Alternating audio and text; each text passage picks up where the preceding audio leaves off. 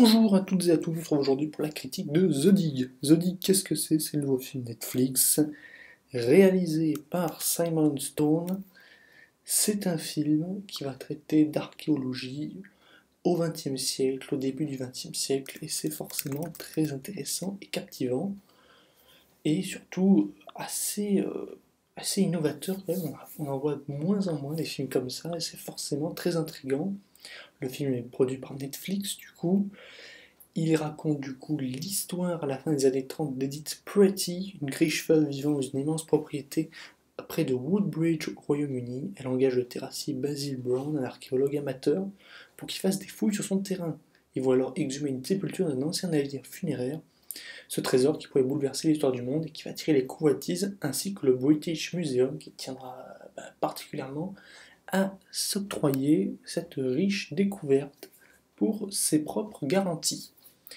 On retrouve au casting Carey Mulligan, Ralph Fiennes et encore Lily James dans ce drame historique britannique, du coup qui a une durée à peu près de 112 minutes environ.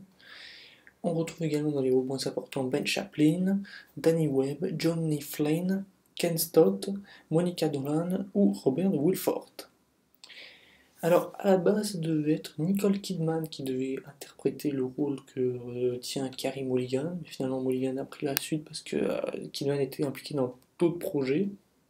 Elle était donc partie. Et du coup, on a eu ce casting, et forcément Mulligan. Elle joue dans un autre film dont on parlera peut-être si j'ai le temps de le voir dans les prochaines semaines, mais elle est en train de faire une sacrée. Elle est en train de se transformer en sacrée concurrente quand même pour les Oscars de 2021, forcément. Parce que avec Promise Woman, je crois que ça se dit comme ça, que je n'ai pas encore vu, a priori elle est extraordinaire, là elle est incroyable dans son rôle dramatique, forcément elle va attirer les convoitises et elle va attirer du monde aux Oscars, ça ne m'étonnerait pas qu'elle ait une nomination aux Oscars dans un rôle principal.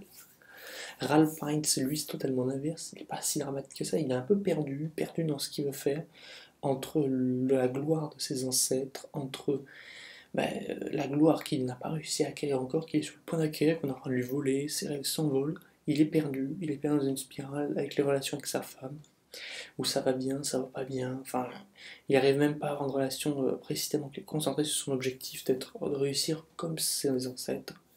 Et forcément, au bout d'un moment, ça paye. Donc, c'est un film incroyablissime, une photographie, vous n'allez pas, je sais pas, c'est beau. Alors des fois c'est pas beau, des fois c'est très beau. Enfin, c'est un phrase bateau hein, comme ça, mais bon. D'ailleurs, c'est un bateau qui est découvert. Petite référence. Et forcément, on est plongé bien dans le quotidien des gens des années 30, fin des années 30. On a l'orée de la guerre, donc on nous apprend principalement qu'on ne pourra plus faire de fouilles au moment où il y aura la guerre, ce qui est logique, que de nombreux trésors pourraient être détruits avec la guerre. On a toute cette relation entre passé et futur liée à la guerre, liée à la paix. Et forcément, c'est un film qui va casser les codes qu'on connaît habituellement dans le monde du cinéma des derniers temps, notamment chez Netflix, en montrant notamment plus un côté humain qu'un côté militarisé des conséquences et même des prémonitions de la guerre. Là, on est plus sur un côté humain, un drame, une rencontre humaine, une rencontre des points de vue divergents entre l'archéologue amateur qui ne connaît pas grand-chose, notamment cette affiche, cette photo extraite qu'on avait du film, je sais pas si c'est une affiche, où on le voit en dessous d'une montagne où se trouvent la femme et son fils.